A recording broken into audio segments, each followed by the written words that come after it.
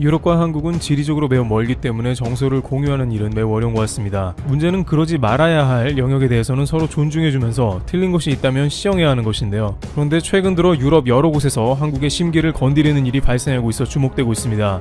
그것도 유럽의 유명한 국가들에서 한국에 대해 뜻밖의 인식을 하고 있다는 게 놀랍다고 하는데요. 어떤 나라에서 무슨 일이 일어났는지와 그 이유에 대해서도 살펴보도록 하겠습니다.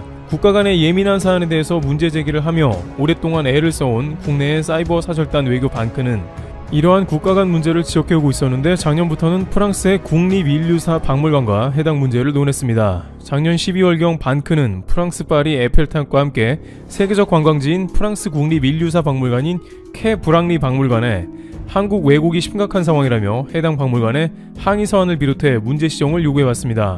다음은 사이버 외교 사절단 반크의 주장인데요. 이 박물관은 주로 아시아, 아메리카, 오세아니아 지역의 유물을 전시하는 대표적인 프랑스 국립인류사 박물관으로 비유럽에서 수집된 30만여 점의 유물이 전시되어 있어 에펠탑과 함께 프랑스 파리를 방문하는 외국인들이 즐겨 찾는 관광 명소입니다. 그런데 문제는 전 세계 관광객들이 방문하는 관광 명소인 프랑스 국립인류사 박물관인 캐 브랑리 박물관에 한국 오류가 심각한 상황입니다. 우선 캐 브랑리 박물관의 중국과 일본의 전통 의상을 소개하는 전시관에 게시된 세계 지도에는 동해는 일본해로 단독 표기가 되어 있습니다. 무엇보다 심각한 건 세계 지도에 한국이 중국 영토에 표기되어 있다는 것입니다. 라면서 프랑스 국립박물관의 문제를 주장했습니다. 특히 중국의 영토를 한국으로 표기한 것은 심각한 국면이 있습니다. 중국의 미래 야욕이 그대로 반영됐기 때문인데요. 그럼 프랑스 국립박물관조차 이러한 표기를 하고 있으며 게다가 고쳐주지 않으려는 이유도 궁금합니다. 반크는 지난 1일에 프랑스 캐 브랑리 박물관에서 한국이 중국 영토로 표시된 것을 수정하는 것에 대해 거부했다고 밝혔습니다. 그들은 박물관 큐레이터가 다른 전시관에서는 한국이 제대로 표기되어 있으므로 해당 섹션의 중국 지도는 수정이 불가능하다면서 사실상 수정 거부의 의사를 분명히 했다는 것입니다. 게다가 일본의 명칭에 대해서도 일본에는 국제적인 명칭이라면서 수정을 거부할 것으로 답변한 것입니다. 국립박물관은 그 나라의 역사를 알기 위해서 관광객이 가장 많이 방문한 곳 중 하나이며 캐 브랑리 박물관은 연간 200~300만 명의 관람객이 찾는 곳으로 자칫 한국에 대한 그릇된 역사를 심어줄 수 있어 우려가 됩니다. 그런데 이것은 캐 브랑리 박물관만의 문제는 아니며 유럽 곳곳에 한국에 대한 왜곡이 자주 등장한다고 합니다. 독일 베를린에서 열린 홈볼트 포럼 한국관 전시 방안에 대한 워크숍에서 홈볼트 포럼 측 전시 담당자가 한 말은 충격적인데요. 그는 조선은 16세기에서 19세기까지 청나라의 속국이었고 1905년부터 일본의 식민지였기 때문에 독일의 수집가들이 한국 문화에 관심이 없었습니다 라고 답변하면서 자신들 박물관에는 한국에 전시할 게 별로 없다는 것입니다. 게다가 독일의 대표 박물관 담당자 정도 되는 전문가가 한국을 중국의 속국이라 말하니 황당하기 그지없는 것입니다. 앞으로 독일을 대표할 홈볼트 포럼의 전시관에 한국은 중국과 일본 대비 10분의 1 면적만 차지하게 됩니다. 그러나 이렇게 유럽에서 한국에 대한 잘못된 인식 및 왜곡이 어떻게 일어나는지 그 이유가 무엇이냐는 것인데요.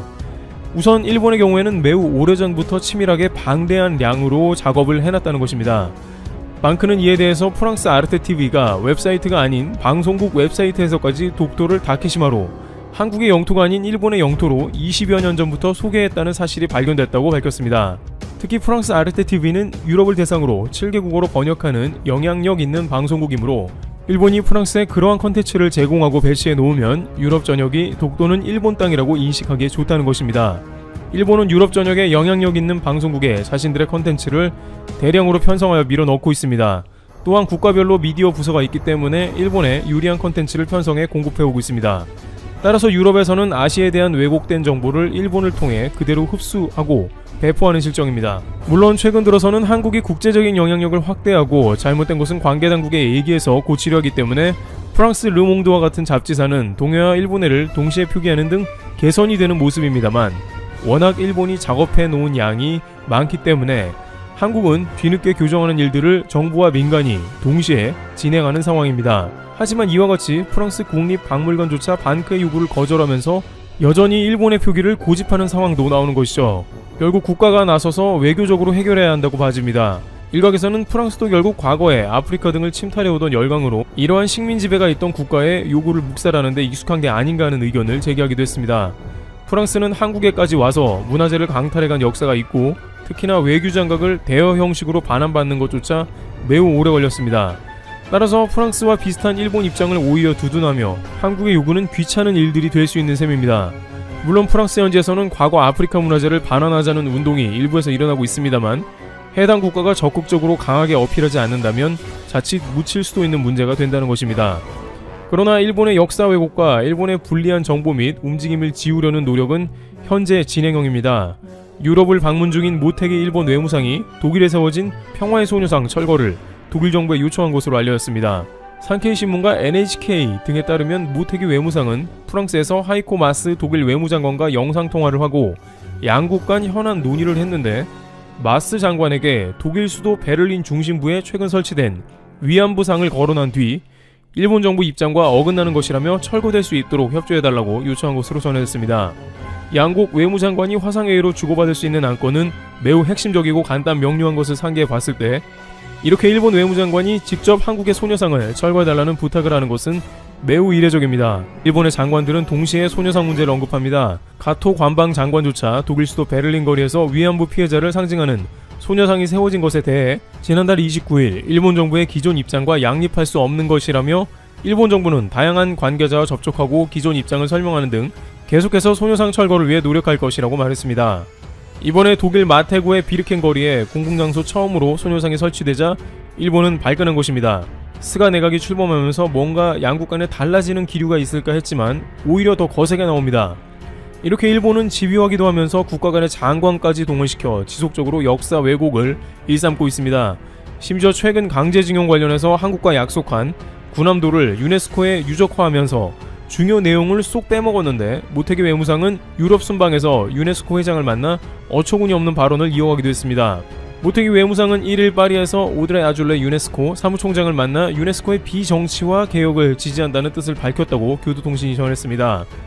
자신들이야말로 군함도를 산업시설로만 소개해 놓는 등 왜곡을 자행하며 정치적 유네스코 문화화에 앞서 있었으면서 오히려 유네스코 비정치화를 지지한다는 유체 이탈 화법을 구사합니다.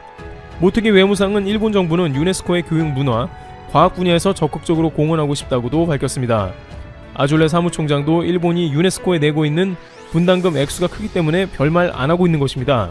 교도통신은 모테기 외무상의 유네스코 지지 발언에 대해 징용 피해자 관련 사실을 왜곡 전시한 문제를 놓고 한국이 군함도를 포함한 메이지 산업혁명 유산의 세계 문화유산 등록 취소 검토를 요구한 것에 염두에 둔 것이라고 전했습니다. 유네스코를 지지하니까 군함도 문화 취소는 하면 안 된다는 일종의 메시지를 보낸 것이라고 할 수 있습니다. 만약 군함도를 취소한다면 분담금은 안 낼 것이라며 유네스코에 압박을 가할 것으로 관측됩니다. 2017년에 이러한 방법으로 일본은 한국의 위안부 기록물이 유네스코에 등재되는 것을 막아버렸습니다. 아베 총리는 특히 중국이 과거 일본의 난징 만행을 유네스코에 등록하자 완전히 발끈하기도 했습니다. 2019년에 유네스코 특사를 파견해 유네스코 등록 과정을 개혁하라고 지시를 내리기도 했습니다. 그만큼 일본의 역사 왜곡은 매우 중요한 의미라는 것이고 한국에까지도 피해가 속출하는 것입니다. 다른 한편에서는 한국도 일본을 보고만 있지 말고 좀 더 거세게 나가야 한다는 의견도 나오고 있습니다. 한국은 최근 코로나 바이러스로 인해 국가의 위상이 올라간 만큼 더욱더 이런 문제에 강하게 반응하면서 열강 등의 역사 왜곡 문제까지 정확히 짚고 넘어가야 하며 분담금을 늘리더라도 일본을 묵인하면 안 된다는 것입니다. 다행히 최근 한국의 경제와 위상이 많이 올라갔으며 일본은 중국과 러시아도 상대하느라 기세가 좀 꺾인 모양새입니다. 하지만 일본이 주춤하는 사이에 또다시 한국에 대한 왜곡을 일삼고 있는 세력은 중국이라고 할 수 있습니다. 중국은 1990년대 세계 무대로 본격적으로 나오기 시작하면서 중화 사상을 퍼뜨리기 시작했습니다. 그러면서 중국 근처에 있는 나라들에 대해서 과거 중국의 속국이나 별 볼 일 없는 국가로 치부합니다. 아시아의 중심은 중국이라는 중화 사상을 막대한 중국 자금을 집행함과 동시에 전 세계에 심은 것이죠. 심지어 시진핑 국가주석은 트럼프 대통령과의 정상회담에서도 그런 식으로 이야기를 전했습니다. 한국은 중국 속국이라며 중국 정상 입에서 나온 말이라고는 믿을 수 없는 말을 한 것이죠. 이미 많은 중국 여행객들은 한국에 와서 중국인 가이드들이 경복궁 등을 보고 한국은 중국 속국이라는 얘기를 합니다. 중국에서도 소수 민족 등의 고유 문화를 인정하지 않고 점점 사라져가는 국면이 나오고 있는 상황인데 하물며 지리적으로 인접한 국가들에 대해서는 서서히 중국화시키려는 의도가 보이고 있습니다. 중국의 내인멍구 지역은 몽골 문화를 지키기 어렵고 중국 당국은 교과서를 모두 중국어로 대체하려고 합니다. 연변 지역의 조선족도 한글이 점점 퇴출당한다는 조짐이 나오면서 한국은 중국 땅에서 사라지는 것입니다. 그러면서 동시에 한국은 중국의 속국이라는 인식을 미국 대통령에게까지 설파하는 모습이 나오는 겁니다. 따라서 이런 상황이 나올 때 제대로 대응하지 않으면 추후 분명히 더 큰 문제가 발생할 수 있는 것입니다. 이와 같이 유럽에서는 일본과 중국의 오랜 기간 왜곡 작업에 후유증이 그대로 남아 아직까지도 영향이 있는 상태입니다. 한국은 잘못된 정보를 최대한 바로 잡아서 한국에 대한 그릇된 인식이 없도록 전 세계에 제대로 알려야 할 것입니다. 트리블 튜브 여기서 마치겠습니다. 감사합니다. 코로나19는 세계 집콕 문화의 바람을 불러왔습니다. 그리고 승리호, 스위트홈, 사랑의 불시착 등 한류 콘텐츠가 전 세계적으로 폭발적인 인기 성장을 이루어내자 자연스레 한국 음식에 대한 세계인의 관심도 증가하고 있습니다. 때문에 안 그래도 유튜브의 먹방 문화로 인해 한국 음식에 대해 환상을 갖고 있던 이들이 최근 한국의 이것을 유별나게 신봉하기 시작했다 하는데요. 세계인들 사이에서 마법의 가루라 불리는 이것은 바로 한국의 소스입니다. 지난 5일 농수산식품유통공사에서 발표한 자료를 보면 2016년부터 2019년까지 연간 3천만 달러 수준에 머물던 고추장의 수출액은 2020년에는 5,093만 달러 수준으로 훌쩍 뛰어 올랐습니다. 거의 2배에 가까운 성장으로 한화로는 570억 원에 달하는 금액이죠. 주로 수출되는 곳은 미주 지역과 아시아, 신남방으로 지역에 크게 구애받지 않아 널리 사랑받고 있는 것으로 보입니다.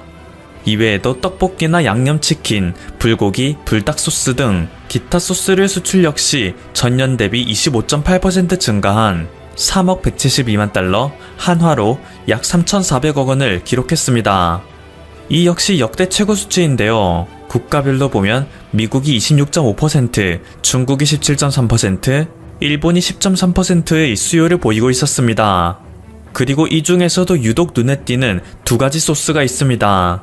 첫째는 케첩을 판매하는 것으로 유명한 세계적인 식품회사 크래프트 하인즈가 한인 스타셰프 데이비드 장과 손을 잡고 만든 소스, 쌈 소스입니다. 흔히 우리가 삼겹살 등을 먹을 때나 찍어 먹고 외국인들 사이에서 크게 호불호가 갈릴 것 같은 쌈장은 의외로 서양인들 사이에서 큰 인기를 얻고 있습니다.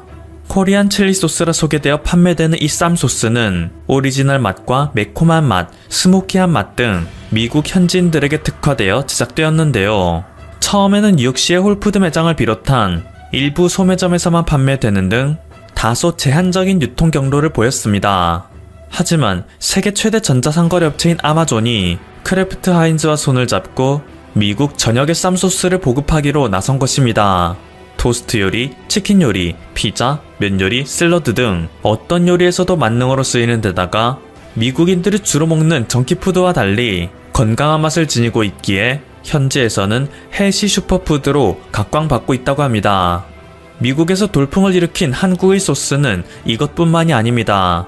이것은 미국 아마존의 칠리 시즈닝 부문에서 무려 1위를 차지하고 있는 인기 제품인데요. 3일 만에 완판이라는 미국 아마존 전무후무의 기록을 세운 이 마법의 가루는 바로 김치 시즈닝입니다. 시즈닝은 보통 음식의 맛이나 향을 더 좋게 해주는 양념 가루를 뜻합니다. 세계적으로 유명한 시즈닝은 일본의 시치미, 중국의 사천 고춧가루 등이 있는데요. 미국인들이 매콤한 맛을 주로 내는 시즈닝을 주로 사용한 음식은 바로 피자입니다. 우리가 피자를 먹을 때 칠리 소스, 핫소스를 뿌려 먹듯이 매콤한 시즈닝을 뿌리면 느끼함을 잡아주는 효과가 있기 때문이죠. 하지만 일본의 시치미나 중국의 사천 고춧가루는 미국의 식품과는 다소 상성이 맞지 않아 칠리 소스가 없을 때나 먹는 대체제 취급만 받았었습니다. 그런 와중에 시즈닝계의 혁명을 가져온 게임 체인저가 바로 김치 시즈닝인 것이죠. 김치는 본래 맵고 짜고 신맛을 지녔지만 이 모든 것을 조화롭고 맛있게 만든 음식입니다. 이 세 가지 맛의 균형을 잡는 것은 굉장히 어려운 일입니다. 그래서 현재 세계에서는 김치의 대체제가 없어 하루가 다르게 김치에 대한 수요가 늘어나고 있는 추세이죠. 중국의 끊임없는 김치 공정에도 불구하고 한국산 김치에 대한 수요는 폭증하여 한국의 김치 수출액은 지난해 역대 최고치를 경신하였습니다. 심지어 한국에 대한 불매운동이 디폴트로 깔려있는 일본마저 일본에서는 김치의 대체품을 찾을 수가 없기에 한국산 김치를 막대하게 수입하고 있는데요. 지난해 일본이 한국으로부터 수입한 김치의 규모는 7,110만 달러로 한국 1년 수출액의 49.2%를 차지했습니다. 2,306만 달러의 미국, 776만 달러의 홍콩이 뒤를 이었습니다. 564만 달러의 호주, 515만 달러의 네덜란드, 106만 달러의 우루과이, 73만 달러의 아랍에미리트, 232만 달러의 카타르 등 지역을 가리지 않고 세계 각지에서 한국산 김치에 대한 수요를 보여주고 있습니다. 심지어 태평양의 외딴 섬나라들로 이루어진 북마리아나 군도에서도 13만 달러의 김치를 수입하여 사실상 한국의 김치가 발을 내딛지 못한 곳은 사하라 사막 한복판이나 밀림이 울창한 아마존 등 인간의 발길이 닿지 않은 곳이라 할 정도이죠. 남극에서도 장기간 보관이 가능하고 건강에 좋은 슈퍼푸드 김치를 선호하고 있을 정도입니다. 서울 시스터즈의 안태양 대표는 이러한 점에 착안했습니다. 외국인들이 김치라는 식품에 대해 좀 더 나은 접근성을 지니기 위해서는 김치도 시즈닝 형태로 나와야 한다 생각했죠. 하지만 이러한 그녀의 의욕은 처음부터 큰 난관에 부딪히고 말았습니다. 육식을 금하는 비건이 상당수 분포해 있는 미국의 특성상 이들 소비자까지 아우르기 위해서는 김치에 들어가는 젓갈을 제외해야 했습니다. 그런데 김치에는 수많은 재료가 들어있는 만큼 그중 단 하나의 재료만 빠지더라도 맛에는 큰 차이가 발생하고 이것은 젓갈에도 마찬가지로 적용되는 이야기였죠. 젓갈을 빼보니 도저히 김치라고 할 수 없는 맛이 났습니다. 그래도 안태양 대표는 포기하지 않았습니다. 찾아볼 수 있는 논문은 다 찾아보고 한국에서 식품 영양과 관련된 유명한 교수님들은 전부 찾아가서 자문을 구했습니다. 온갖 조합을 만들어보고 먹어보고 최종 단계까지 이르렀다 갈아 퍼진 샘플만 무려 24차례에 달했죠. 그리고 결국 김치 맛을 완벽하게 구현한 시즈닝을 만들어낸 것입니다. 이것은 미국에서 즉각적으로 폭발적인 인기를 얻어 현재 미국인들은 김치 시즈닝을 피자에도 뿌려 먹고 밥에도 뿌려 먹고 소시지에도 뿌려 먹고 치킨 텐더에도 뿌려 먹습니다. 말 그대로 씹고 뜯고 맛보고 즐기고 있는 것인데요. 안태양 대표가 미국에 진출할 당시 미국에 있던 그녀의 수많은 지인들은 물론 어느 정도 잘 해낼 수 있다고 생각하지만 아무리 노력해도 일본의 시치미 시즈닝은 못 이길 것이다 라고 호언장담했었는데 그녀의 김치 시즈닝은 단 하루 만에 일본의 시즈닝을 제치는 기염을 토해냈습니다. 상황이 이렇다 보니 요즘 외국인들은 한국인들이 중국의 김치 공정에 대해 반발하는 것을 크게 공감하지 못하는 눈치입니다. 중국이 남의 것을 빼앗으려 시도하는 것은 하루 이틀 일도 아니고 김치가 겨우 중국의 얄팍한 수작으로 빼앗길 만큼 세계적인 입지가 낮은 음식도 아니기 때문입니다. 이미 세계인들의 뇌리에는 김치는 곧 한국이라는 공식이 만들어져 있습니다. 김치로 시즈닝을 만들고 김치와 특정 음식을 조합한 키워드를 검색했을 때 상상하지도 못한 음식도 대거 나오는 나라가 한국이니 누가 봐도 김치의 종주국은 한국이라 생각할 수밖에 없습니다. 심지어 한국은 김치 전용 냉장고도 있죠. 이 김치 냉장고를 만든 기술은 러시아의 군사 기술에서 유래한 것이기 때문에 더더욱 한국인이 얼마나 김치에 미쳐있는지를 방증합니다. 열전 재료는 전기가 흐를 때 그 양단의 온도차를 발생하거나 혹은 역으로 그 양단의 온도 차이를 부여하면 전기를 발생시키는 신물질입니다. 이 원리를 이용하면 열을 만들거나 식히는 큰 덩치의 제너레이터가 없어도 냉난방을 자유롭게 조절할 수 있는데요. 이것은 과거 러시아의 군대가 아프가니스탄에 주둔할 때 사막에서 탱크를 배치하기 위해 사용한 기술입니다. 사막에 탱크를 배치하면 낮에는 펄펄 끓는 반면 밤에는 한없이 추워지는 단점이 있었는데 부피를 크게 차지하지 않으면서도 탱크 안의 온도를 자유자재로 조절할 수 있는 이 금속은 현대 탱크 전술의 발전에 절대적인 역할을 하였죠. 그런데 한국에서는 이 기술을 오직 더욱 맛있는 김치를 위한 냉장고를 만드는데 적용한 것입니다. 기존의 냉장고의 경우 냉매가 압축기에서 고온 고압 상태로 압축된 뒤 응축기를 거치면서 저온 고압의 상태로 변화합니다. 이후 증발기에서는 압력 감소의 과정이 일어나는데 이때 발생하는 냉기가 냉장실과 냉동실의 온도를 낮게 유지해주는 역할을 하는 것이죠. 그런데 이를 가능하게 해준 압축기가 워낙 큰 부피를 차지하다 보니 냉장고가 일정 수준 이상으로 소형화되는 것은 불가능에 가까웠습니다. 세계 최고의 가전회사들도 이것을 불가능하다고 여겨 아예 시도할 엄두조차 내지 않았습니다. 그런데 한국에서는 마침 김치만을 보관하기 위한 전용 소형 냉장고에 대한 수요가 일었고 러시아의 열전 재료를 활용하는 아이디어를 떠올렸습니다. 결과는 성공적이었죠. 한국의 김치 냉장고가 개발된 이후 세계 곳곳에서는 한국이 김치 냉장고를 개발해낸 소형화 원리를 그대로 따라한 냉장고들을 출시하기 시작했습니다. 가정용 미니 냉장고, 호텔용 와인 냉장고 등 현대 사회에서 빠질 수 없는 제품들이 출시되었죠. 이렇다 보니 서양인들은 아직까지 한국을 김치에 미쳐있는 민족이라 생각하고 있으며 중국이 제 아무리 노력한다 한들 한국의 김치를 빼앗는 것은 불가능할 것이다 생각하는 것입니다. 김치를 빼앗는 것보다 중국이 여러 나라로 쪼개지는 것이 훨씬 빠를 것이라는 우스갯소리도 나오는 게 농담으로만 받아들여지지는 않습니다. 지금까지 퍼플튜브였습니다. 여러분의 구독과 좋아요 그리고 알림 설정은 콘텐츠 제작에 큰 힘이 됩니다. 감사합니다.